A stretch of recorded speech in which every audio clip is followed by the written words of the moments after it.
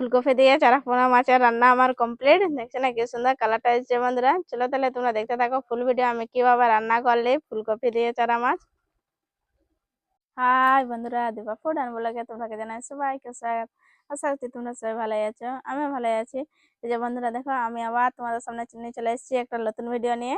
তো আজকে আমি ফুলকপি দিয়ে মাছ রান্না করবো। এই দেখো ফুলকপি, একদম ফ্রেশ ফুলকপি আমি নিয়ে চলে এসেছি। আর টমাটারটা দেখো সাইজটা দেখো কি বড়, ঘরের টমাটার। আর এই দেখো মাছ, ফ্রেশ মাছ একদম নিয়ে চলে এসেছি। পোনা মাছ দেখছো না, সাইজটা দেখো ছোট ছোট আছে। তো ইয়াকে এখন আমি সাফা করে নিবো, তার বাদে আমি রান্না স্টার্ট করবো। এই দেখো মাছকে আমার একদম পরিষ্কার করা কমপ্লিট হয়ে গেছে। ফুলকপিটাও আমি কাটে নিয়েছি। এই দেখো এটাও কাটা আমার কমপ্লিট হয়ে গেছে। এদিকে আমি উনুনটা ধরাই নিচ্ছি, আমি চাপা নিচ্ছি কড়াইটা। তো কড়াইটা গরম হয়ে গেছে, আমি এখানে তেল দিয়ে দেবো। আগে আমি মাছকে ভাজে নিব, তো ওই পরিমাণে আমি তেল দিয়ে দিচ্ছি।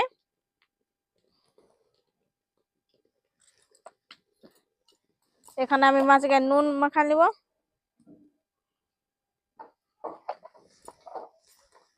হলদি দিয়ে দেবো পরিমাণ মতন নুন দিয়ে দিচ্ছি।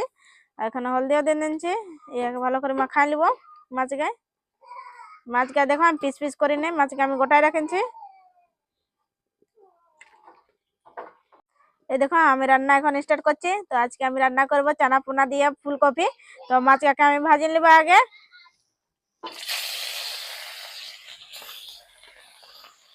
একবারে আমি সব মাছ কাটে নেবো।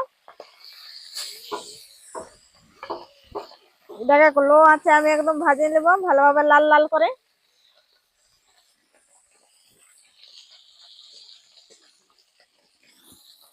তেলটা ভালোভাবে সব পাশে আমি দিয়ে দিচ্ছি।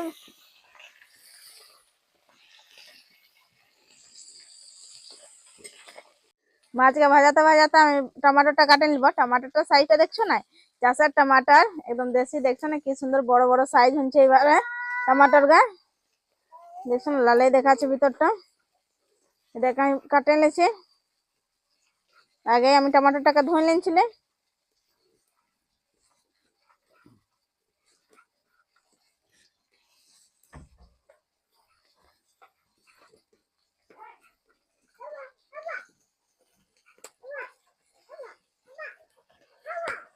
মাছটাকে আমি এখন পাল্টা নিব। দেখছো না কত সুন্দর হচ্ছে এই পাঁচটা লাল লাল। এভাবে আমি পাঁচটাও করে নিব।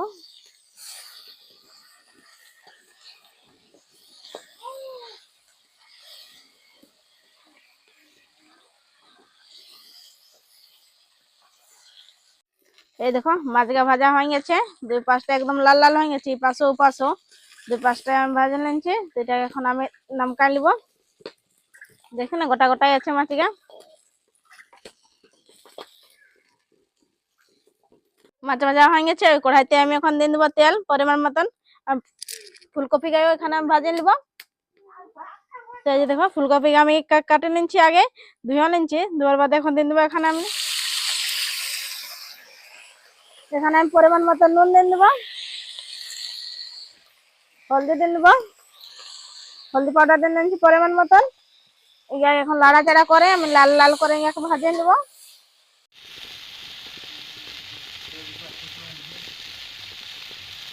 এই দেখো কফি গায়ে আমার একদম ভাজা গেছে, দেখেন কি সুন্দর ভাজা আনছে।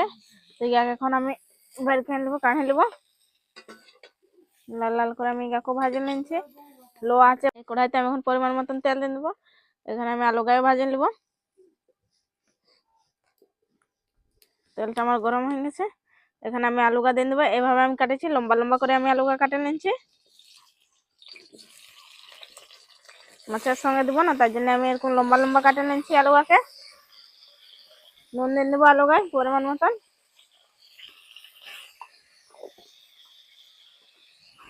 একে আমি লাড়াচাড়া করে ভাজে নেবো।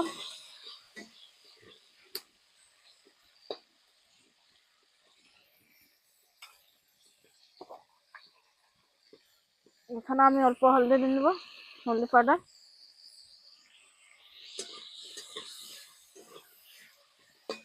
এই দেখো আলু গায়ে ভাজা গেছে, লাল লাল করে আমি ভাজে নিয়েছি।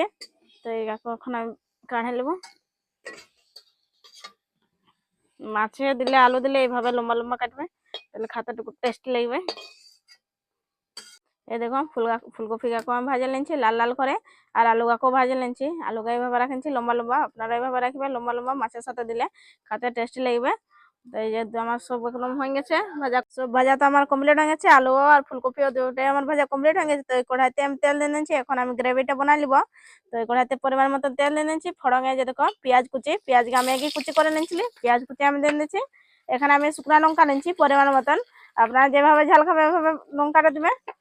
তো আমি দিয়ে দিচ্ছি, একে আমি এখন ভাজিয়ে নেব নাড়াচাড়া করে,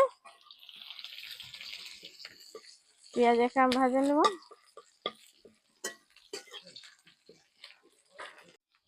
এদের পেঁয়াজকে একদম লাল লাল করে ভাজা হয়ে গেছে। তো এখানে আমি মশলা দিয়ে দিব, বাটা মশলা।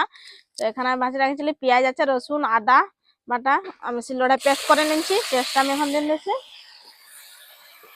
এটাকে আমি ভালোভাবে ভাজিয়ে নেব মশলাটাকে।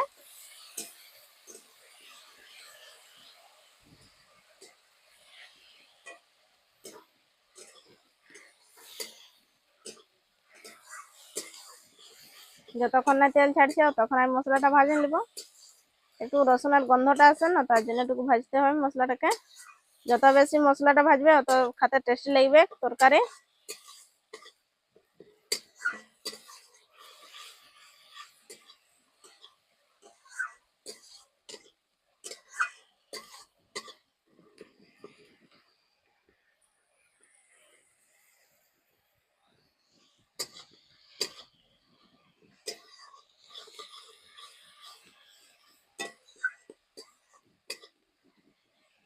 আমি লাড়াচাড়া করে নিচ্ছি, এখন লটকিবে না হলে মশলাটা। তো আপনারা এভাবে লাড়াচাড়া করতে থাকবে, তাহলে মশলাটা লটকিবে না। দেখো মশলাটা আমার ভাজা হয়ে গেছে, তেল ছাড়ছে। তো আমি এক এক করে এখানে গুঁড়া মশলা দিয়ে দেবো। হলদি পাউডার এখানে দিয়ে দেবো আমি পরিমাণ মতন, জিরা পাউডার পরিমাণ মতন, ধনিয়া পাউডার পরিমাণ মতন, মিক্স মশলা পরিমাণ মতন। দেখে দিন নাড়াচাড়া আমি করে নিব। তো এখানে আমি অল্প জল দিয়ে দেবো, না হলে মশলাটা লটকে যাবে। তো আমি এখানে অল্প জল দিয়ে ভালোভাবে মশলাটাকে মিক্স করব। এই দেখো মশলাটা আমার ভাজা গেছে, এখন খুব সুন্দর আগুনটা দেখো সলগেছে, শুকনা কাঠ না তার জন্য। এখানে আমি টমাটো দিয়ে দেবো। টমাটোকে আমি এই যে দেখো আগে কুচি করে রেখেছিলি, তো আমি এখানে টমাটোটা দিয়ে দিচ্ছি। টমাটোটাকে নাড়াচাড়া করে মশলার সাথে মিক্স করে নেবো, ভাজে নেবো। এখানে আমি অল্প নুন দিয়ে নেব, নুন দিলে তাড়াতাড়ি একদম গলবে টমাটোটা।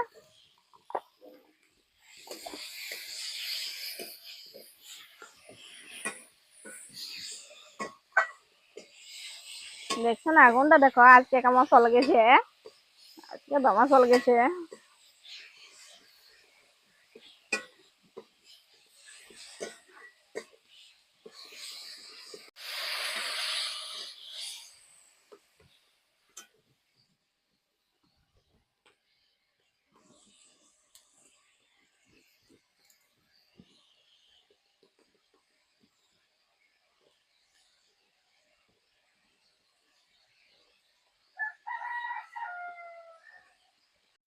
এই দেখো মশলা আমার একদম কষা কমপ্লিট হয়ে গেছে, টমাটোরটা একদম গলে গেছে।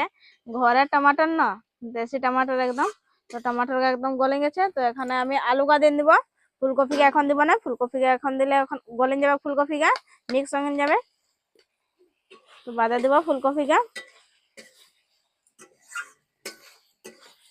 আলুটার সাথে নাড়াচাড়া আমি করে নিচ্ছি। 2-4 মিনিট আমি এইভাবে নাড়াচাড়া করে নিব, তার বাদে আমি এখানে জল দিব।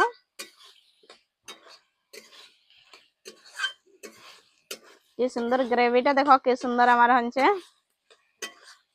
দেখো আমার হয়ে গেছে সবকিছু একদম মিক্স করা। তো এখানে আমি পরিমাণ মতন জল দিয়ে দিচ্ছি।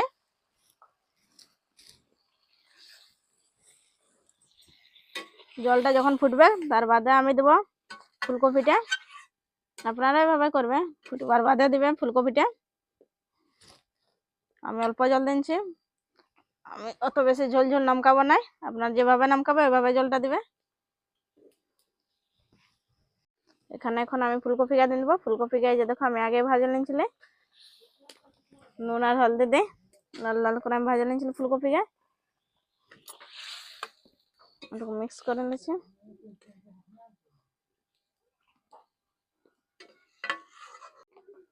আমি এখানে এখন মাছ গাদিন দেব। হ্যাঁ গো, হ্যাঁ হ্যাঁ হ্যাঁ গো,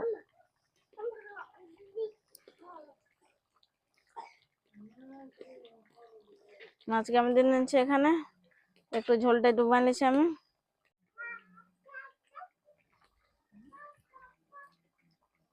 ফুলকপি দিয়ে চারা পোনা মাছের রান্না আমার কমপ্লিট। দেখছে না কি সুন্দর কালারটা।